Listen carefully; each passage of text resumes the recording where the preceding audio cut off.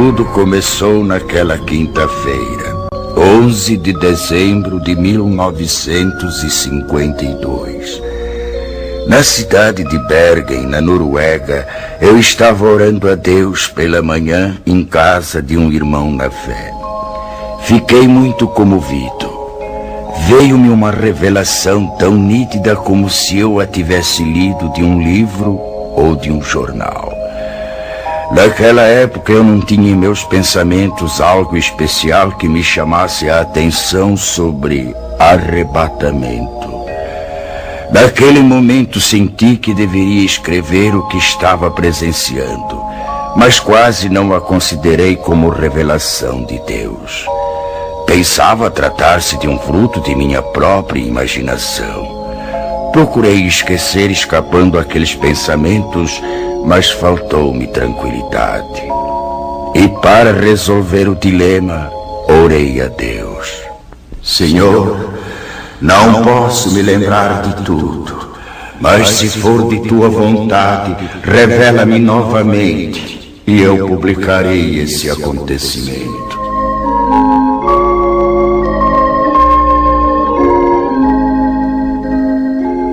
Passaram-se 2 semanas. Numa noite, por volta das 22 horas, voltei a ver claramente pela segunda vez a relação. Não tive mais dúvidas. Apanhei lápis e papel. Comecei a anotar os acontecimentos segundo iam se desenrolando diante de mim. Assim escrevi até 1h da madrugada. Estava já cansado e não suportando mais por causa dos meus 79 anos de idade. Orei a Deus pedindo que me deixasse descansar e que, se fosse de sua vontade que eu escrevesse tudo aquilo, que me permitisse ter a continuação da revelação no dia seguinte. E fui me deitar logo adormecendo.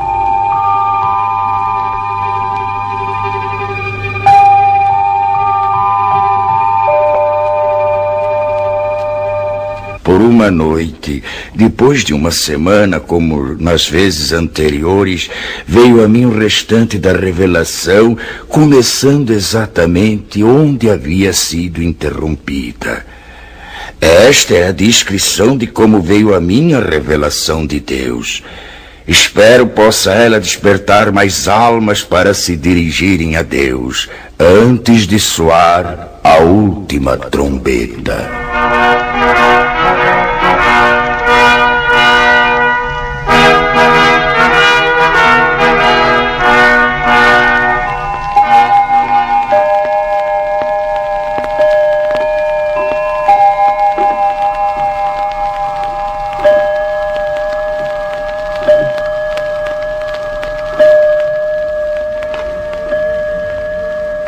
Nove horas da manhã. A esposa de André, sozinha em sua casa, escuta um programa radiofônico especial para crianças. Ela aprecia tais programas, pois sempre falam sobre a palavra de Deus. Ela fica contente em saber que muitas crianças podem ouvir a palavra do Senhor, e conforme pensava ela, isso era mesmo muito bom, desde que fosse tomado cuidado de não fanatizar as crianças. 5 minutos depois, o programa é cortado bruscamente para uma notícia de última hora. Interrompemos as nossas transmissões para informar que recebemos de Oslo, nossa capital, notícias urgentes de que a cidade se encontra em pânico. E atenção para mais este informe. Oslo, urgente. Informa-se da central de polícia que algo misterioso aconteceu. Não se pode calcular o número de pessoas, tanto menores como de adultos, que desapareceram de repente sem deixar o mínimo vestígio para as autoridades. A nossa polícia não está podendo explicar o porquê desse acontecimento, nem sobre os desaparecidos. Trata-se de um número incalculável e solicita que em cada família, onde se note a falta de alguém, seja feita notificação urgente ao posto policial mais próximo, dando minúcias e circunstâncias ligadas ao desaparecimento para se facilitar o trabalho das autoridades, a fim de que possam desvendar este mistério. Mais este informe ainda. Oslo, urgentíssimo. À medida que passam os minutos, surgem novas notícias, cada uma mais extraordinária do que as outras. Da praça central desta cidade, muitos comerciantes, em meio aos seus afazeres, servindo a freguesia, desapareceram.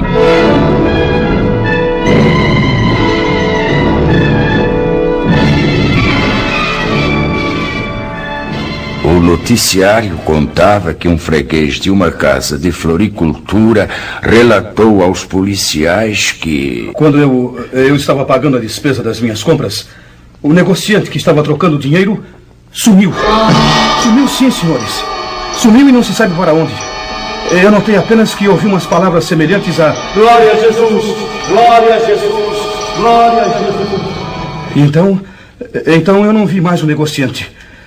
Eu cheguei a esfregar os olhos. Aquilo era inacreditável. Tudo então parecia só uma leve neblina.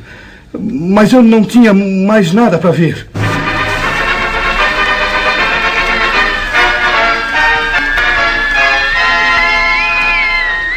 Oslo, capital, urgente. Notícias de última hora informam que uma senhora gritava desesperadamente em plena via pública, jogando fora travesseiros e cobertores de um carrinho de criança, procurando inutilmente dentro do carro seu filhinho de apenas 8 meses de idade.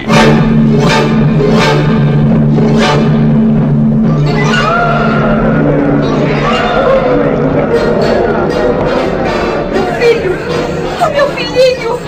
Onde está ele? Socorro, ajudem-me! Alguém roubou meu filho! Ele estava há pouco deitadinho dentro do carro e já não está mais! Socorro! Meu filhinho desapareceu! Onde está a polícia? A polícia, entretanto, estava lá. Para quê? Que poderia fazer? Não é este o primeiro caso, senhoras e senhores ouvintes. De todos os lados surgem pessoas clamando pela ação policial, solicitando auxílio nas buscas de gente desaparecida. São pessoas que chegam chorando e gemendo. Um negociante, há poucos instantes, abandonou sua loja e, correndo rua abaixo a plenos pulmões, alarmava. Socorro! Socorro! Eu não sei como, mas 2 empregados de minha loja acabam de desaparecer!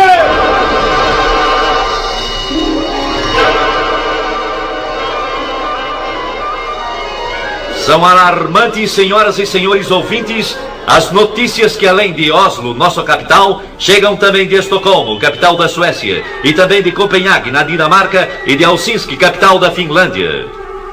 Que será o fim disso? De todas essas partes, os acontecimentos são iguais. Os desaparecimentos das pessoas são iguais. E de todo o interior do país, chegam as mesmas indagações. O que é isso? O que é isso? O que é isso? O que é isso? O que é isso?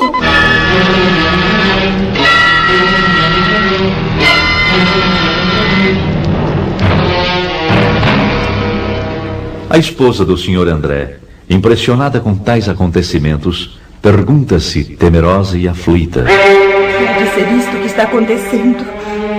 Oh, Senhor Deus, ajuda-me a compreender. Resoluta, vai à porta da rua de sua casa. Olha preocupada para fora. Tudo na vizinhança sempre foi calmo. Nem bem chegou ali, e então... Ruth! Ruth! O que se passa?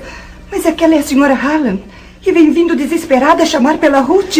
A senhora não viu alguma pessoa desconhecida passar por aqui? Não vi. Por quê? Eu estou tão desesperada. O que aconteceu? Alguém roubou Ruth, minha filhinha. A minha querida Rutinha. Mas onde é que ela estava, senhora? Não a encontro mais. E há poucos momentos ela estava sentada na escada enquanto eu cuidava do jardim. Tive que ficar espantada quando, olhando para ela, não a vi mais. Mas como? Apenas então notei como que um vulto rápido subia pela parede. Olhei para os lados, para cima, e não a vi mais. O que é isso? Não sei mais o... Oh, Deus, me ajude a encontrar minha filha. Ruth! Ruth, minha filha! Onde está minha filha? O que foi feito dela? Eu quero a minha Ruth! Pobre senhora Hallam, está sofrendo. Estou perplexa com este acontecido. E é igualzinho ao que o rádio está anunciando. Hã? Acho que aqui... o meu marido, sim. É o André e vem vindo apressado como que volta a casa. O que aconteceu, André? Você chegando em casa a esta hora, tão cedo? São apenas 9:30 da manhã. Oh, minha querida esposa, eu nem sei como lhe explicar. O que foi que houve? Algo muito estranho está acontecendo. Muito estranho? É, lá na oficina a confusão é geral. Por quê? Ninguém entende mais nada. De um momento para o outro, alguns colegas desapareceram. O quê? Como se tivesse combinado, entende? Desapareceram sem nenhum aviso. As máquinas estão paradas. O que é isto, meu Deus? Como é que pode, André? Nós pensamos primeiramente em tratar-se de algum desastre. E então começamos a procurar pelos colegas. E nada? Não encontramos nem vestígios deles. Absolutamente nada, André. Absolutamente. E enquanto estávamos a nos entreolhar uns para os outros, ficamos espantados. Quem? Com o que, André? Um dos colegas nossos começou a gritar e a chorar. Era justamente aquele companheiro que sempre dizia ser crente em Jesus e ia constantemente à igreja. O que é que ele dizia? Falava desta maneira: agora sim. Agora foi. Já não há mais jeito. Ah, como é triste. O que farei agora? Foi Jesus. Sim, foi ele que veio buscar o seu povo e eu fui exilado. Que farei? E então caía num pranto desesperado. E você, André? Eu lhe disse para que se calasse, que não falasse tolices. Mas qual? Ele continuou a gritar e eram horríveis os seus gritos. É inacreditável. Enquanto ele continuava a gritar, tivemos a nossa atenção voltada para os outros que ficaram nas mesmas condições. E exatamente por esse motivo, nós deixamos o serviço e agora estamos aguardando notícias. O rádio continua a informar sobre esses desaparecimentos inexplicáveis. Desde as 9 horas da manhã, André, que são notícias e mais notícias sobre pessoas que em desespero telefonam para a polícia. E todas as respostas são desoladoras. As autoridades não podem fazer nada senão aguardar. Sabe, André? O quê? Chegam também pelo rádio notícias de alto mar, dizendo sobre passageiros e tripulantes que desapareceram misteriosamente.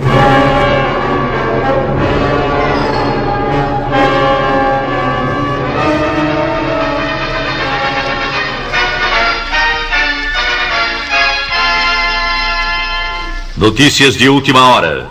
Da maternidade desapareceram todas as crianças recém-nascidas. As mães destas crianças gemem de dor e tristeza e espanto. Médicos, enfermeiras, assistentes estão perplexos, inclusive pelo motivo de estarem faltando também alguns de seus colegas. Acertem seus relógios, exatamente 11 horas da manhã. Notícias de Londres anunciam que desde as 9 horas da manhã, os comunicados recebidos de toda a Inglaterra dão conta do inexplicável desaparecimento de pessoas de toda classe social e idade, da mesma maneira, sem explicação alguma. Sabe-se em todo esse mistério que diversos pastores e sacerdotes chamaram os membros de suas igrejas e notaram que os que desapareceram eram justamente os mais piedosos e obedientes a Deus, os mais fiéis nas suas orações, os que dificilmente faltavam aos cultos. Um dos pastores, entre os mais conhecidos de grande igreja, expediu um comunicado convocando todos os seus auxiliares para uma reunião que deverá ser realizada ainda nesta noite. Já são passadas mais de 3h30 desde a primeira notícia deste estranho acontecimento mundial. Dos lugares mais distantes chegam as mesmas notícias. A que mais chamou atenção é a que veio lá da Coreia. Também da Coreia? E qual é? Lá se calcula centenas de milhares de desaparecidos, e entre eles muitos militares das Forças Unidas.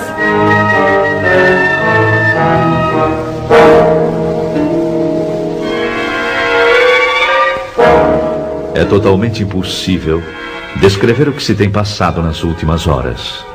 A angústia toma conta de todos. As ruas estão agora com um movimento desusado. Pessoas correndo, chorando, chamando e clamando. As mães aflitas à procura de seus filhos, e no meio destes clamores também há os que zombam e amaldiçoam a Deus e aos próprios homens. Um senhor correndo com os punhos levantados gritava: Cuidado, gente! Cuidado! Ele vem nos pegar um por um! Com certeza perdeu o juízo! Uma senhora de idade, parada, com as mãos postas, olhando para o alto, clamava: Oh, não, não! Nós não estávamos prontos para subir com ele. E ele veio e eu não subi. Agora terei de ficar. Daqui para frente ninguém mais será levado. Oh, Senhor Jesus! Oh, Jesus, ajudai-nos! Eu sei, bem sei, não adianta mais. E eu que sempre fui religiosa durante toda a minha vida, mas que nunca pensei que ele viesse assim tão depressa. Oh, eu devia ter cuidado mais de minha vida espiritual. Eu devia ter cuidado mais de minha vida espiritual.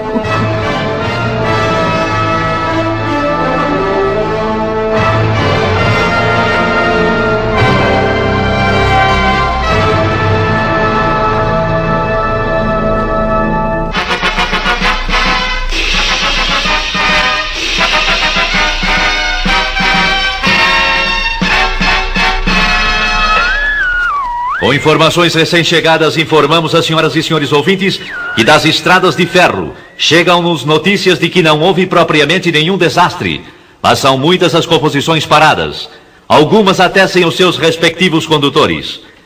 Todas as buscas feitas têm resultado em vão. Há também passageiros que desapareceram. É o mesmo nas estradas de rodagem. Alguns jornais da tarde não entraram em circulação. Perturbação e nervosismo têm dificultado os trabalhos das autoridades, que se esforçam para a complementação de um relatório exato do número de desaparecidos. Cientistas reunidos e meteorologistas trabalham sem repouso, procurando elucidar o mistério, segundo seus conhecimentos e experiências. Voltaremos a qualquer instante com a edição extraordinária que se fizer necessária.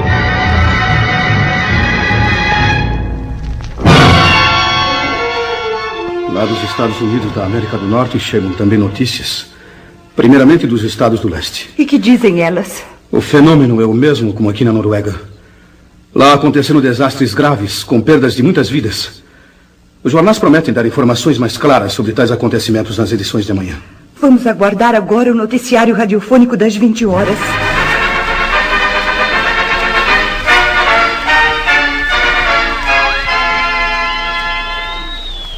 Nossa emissão pode informar agora que a catástrofe se manifestou exatamente na mesma hora em todo o mundo.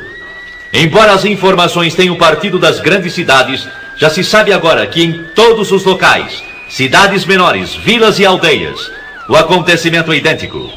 Assim como tem se dado na parte norte da Terra, dá-se também na parte sul.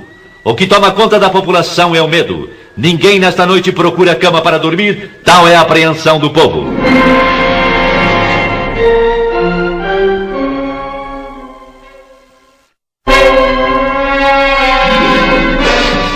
São histéricas as discussões nas ruas por causa de parentes e amigos desaparecidos. Eu sei, eu bem sei. Entre a confusão, suscita-se no meio do povo que tais acontecimentos devem ter qualquer relação com os crentes ou com os evangélicos. Ou ainda, como costumo dizer, com os religiosos. Se é assim, como é que se explica agora?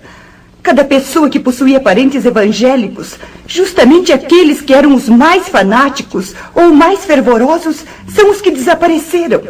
Um senhor que trabalha numa cervejaria falou: eu creio que tudo isto tem qualquer coisa com os crentes. Pois conheço um senhor de nome Hans Rosen, e ele sempre esteve em meu serviço pregando a palavra de Deus. Volta e meia ele dizia que Jesus viria breve para levá-lo, juntamente com os que acreditam no poder de Deus. E agora acabo de ter notícias que ele também não se encontra mais aqui. E tais palavras foram confirmadas? Foram exatamente. Um outro homem também falou. É verdade. Nós tínhamos como colega uma pessoa que falava a mesma coisa. E agora o seu nome também está na lista dos desaparecidos. E na tal de reunião onde você estava por acaso, alguém protestou? É claro que sim. Alguém disse em voz alta: é necessário que as autoridades proíbam agora a leitura da Bíblia em reuniões cristãs, para que assim evitemos que novamente aconteça o mesmo. E em resposta a essas palavras? Em resposta a elas, o senhor disse: não há mais... Nunca mais vai acontecer coisa igual. Esses crentes que nós chamávamos fanáticos tinham razão. Eles nos falaram de Cristo e esperam a volta de Jesus para buscá-los. Ai de nós, meu povo, que não demos atenção para eles. Com eles estaríamos melhor do que sermos obrigados a ficar nesse caos que já começou. E que digo mais, vai ser pior. Palavras essas que me causam profunda comoção, acredite. Um outro cidadão protestou com veemência dizendo: você está acreditando naquelas bobagens? Por que então não fez companhia a eles quando eles sumiram? E o senhor? Que respondeu?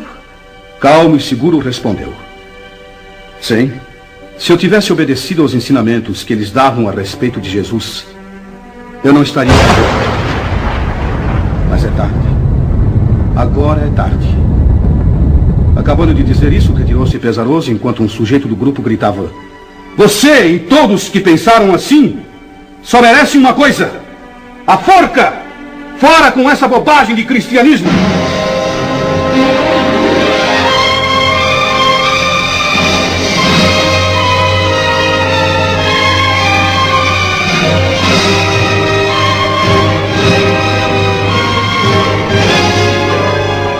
No dia seguinte, nem o rádio podia dar informações para esclarecimento do grande mistério. Apenas continuavam as notícias vindas de longe. Dos campos, missionários falavam tais notícias do desaparecimento em massa. Poucos membros de igrejas foram os que ficaram. Naquela noite marcada para a reunião dos pastores e pregadores, a presença era boa, mas o número dos que faltavam era considerável. O ambiente estava triste, pesado mesmo. Os corações estavam como que congelados. Durante a reunião, mais do que um se manifestou demonstrando desespero extremo. Todos estavam de acordo a respeito do que havia acontecido. Sim, era a grande verdade. Santos tinham sido arrebatados da terra.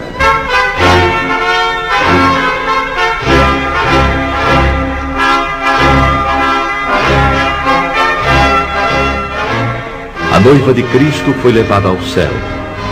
Entre alguns crentes, houve a confissão de que, apesar das preparações teológicas e estudos da palavra de Deus, nunca chegaram a compreender que aquilo seria uma realidade.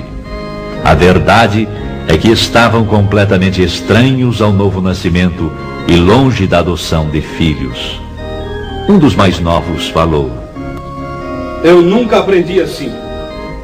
Os professores nunca nos falaram que ia ser como se deu estes dias. Houve nesse momento certas tendências para discussão. Porém, os ânimos estavam abalados demais para que saísse algo aproveitável. E um jornalista presente escreveu: a conclusão dos crentes que ficaram é a seguinte: o que se passou nestes dias, sem dúvida, foi o que está predito na Bíblia Sagrada, ou como está escrito sobre a assunção da noiva, ou que Jesus levou os seus. Isto é tudo que podemos informar no momento. Este comunicado, porém, não foi publicado. As autoridades acharam que tudo aquilo era produto da mente nervosa dos evangélicos e seus ministros.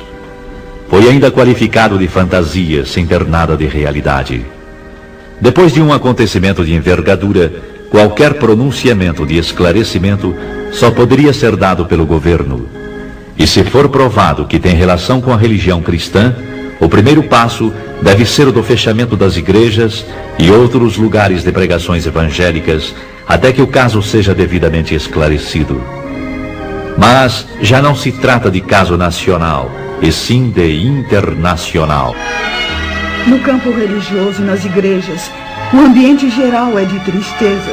Mas no domingo todas as igrejas e templos estavam repletas. Em certas igrejas não havia pastor. E aqueles que nunca faltavam nos cultos estavam ausentes. Muitas igrejas estão com um número muito reduzido de membros. E em lugar dos crentes estavam aqueles que anteriormente haviam desprezado as mensagens. Eu vi que o povo estava ansioso para conhecer a palavra.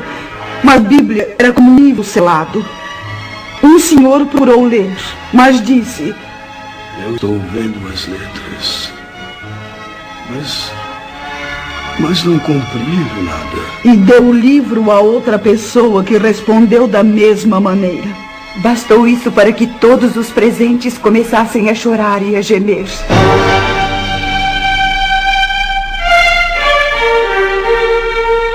Mas a população em geral culpava os religiosos por tão grande calamidade.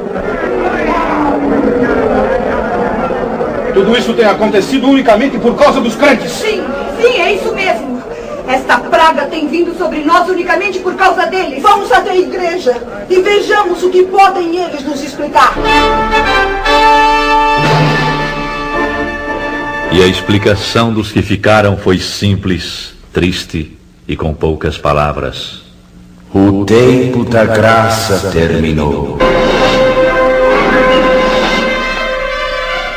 Mas algumas palavras e no culto iniciou-se a confusão, bem como em todas as reuniões realizadas para tais esclarecimentos. Alguns, levantando-se, começavam a culpar o pregador. A culpa é sua! Muitos não subiram porque você nunca esclareceu como deveria fazer, anunciando que a vinda de Jesus estava perto. Nunca esclareceu que devíamos ter um coração purificado e cheio do Espírito Santo. E que sempre deveríamos estar retos diante de Deus e também dos homens. Agora eu sei o que foi que me impediu de ir de encontro a Jesus. Foram justamente as mínimas coisas que eu julgava de importância e que não me impediriam de ir ao céu. E eis que aqui estou. Tem misericórdia de mim. Ajuda-me! Ajuda-me! Calem a boca. Eu fiz o meu dever. Fiz o meu dever e fiz mais ainda.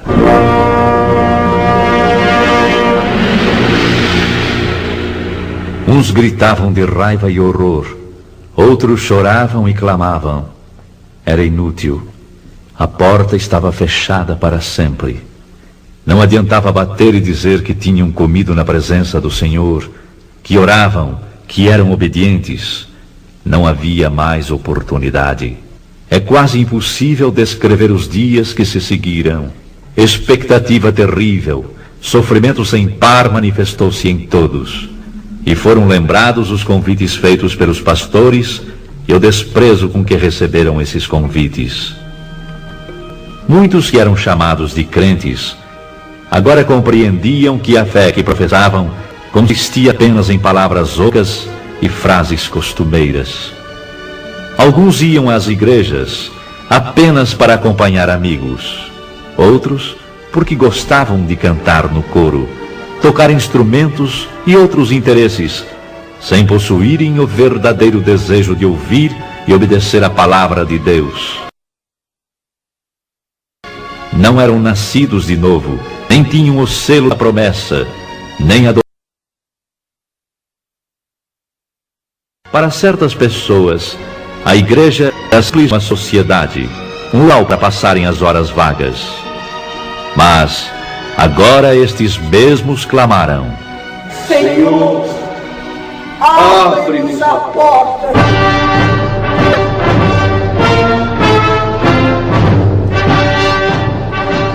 Para espanto e preocupação maior, surgem os rumores de que a Terceira Guerra Mundial está prestes a ser iniciada. As relações entre Oriente e Ocidente foram cortadas. Dos regimes que pertencem ao bloco comunista, anuncia-se que foram proibidas toda e qualquer reunião evangélica. Estavam, pois, já reconhecendo que a perturbação existente e a desordem geral, os culpados eram os crentes. Para maior confusão, é anunciado que está em vigor a pena capital para todo aquele que pronunciar o nome de Jesus. Então é chegada a hora de varrer sobre a terra a praga chamada cristianismo. Morte certa também, para os que guardam em sua casa alguma coisa que faça lembrar de Jesus Cristo e seus ensinamentos.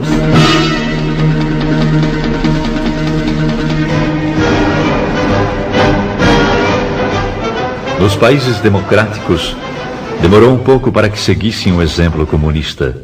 A maioria descrente, tanto da população como nas camadas governamentais, exigiram aquelas medidas, procurando assim garantir o povo da perturbação nesse sentido.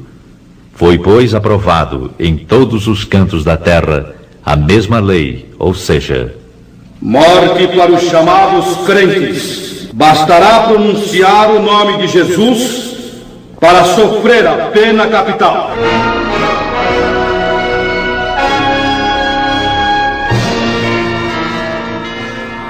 E com estes acontecimentos, inicia-se a época mais terrível da história humana. Uma grande parte dos crentes que ficaram continuando a clamar o nome do Senhor Jesus e não obedecendo às autoridades, foram presos e julgados ditatorialmente. Só escapariam se aceitem as condições impostas pelas autoridades. Se vocês maldizerem o nome de Jesus, negando-o, então salvarão suas vidas e a vida daqueles a quem amam. Para a perplexidade das autoridades, milhares ficaram firmes no propósito de testificarem que eram de Jesus e não o negariam, qualquer que fosse o resultado. Agora, Satanás estava demonstrando que verdadeiramente estava agindo sobre a face da terra. Ai dos que habitam sobre a terra.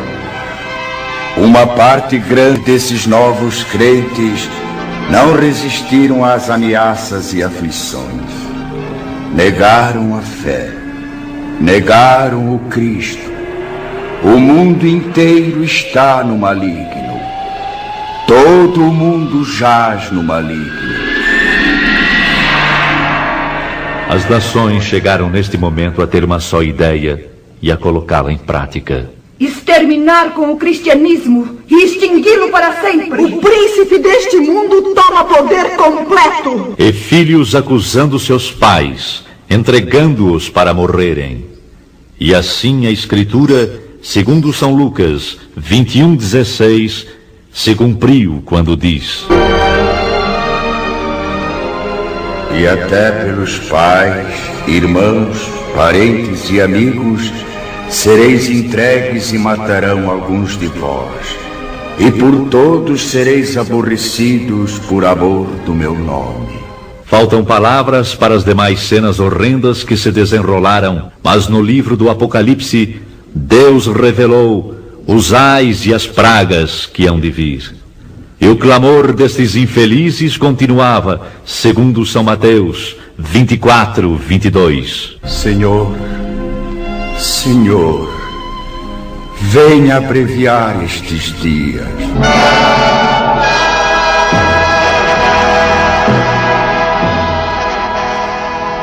E assim termina a descrição da revelação que a mim veio quando me encontrava no dia 11 de dezembro de 1952 em Bergen, na Noruega.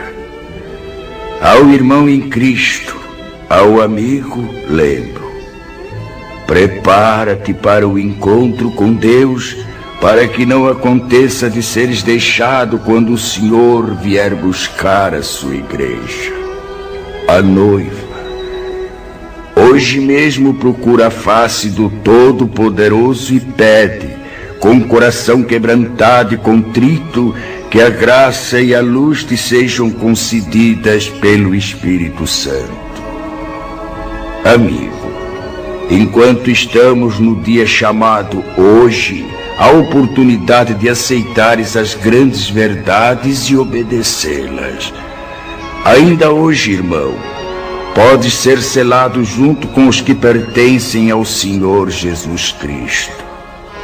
Ele virá. Aguarda. Ele virá num abrir e fechar de olhos, arrebatar a sua igreja. Cuidado. Esta é a grande verdade. A última trombeta soará.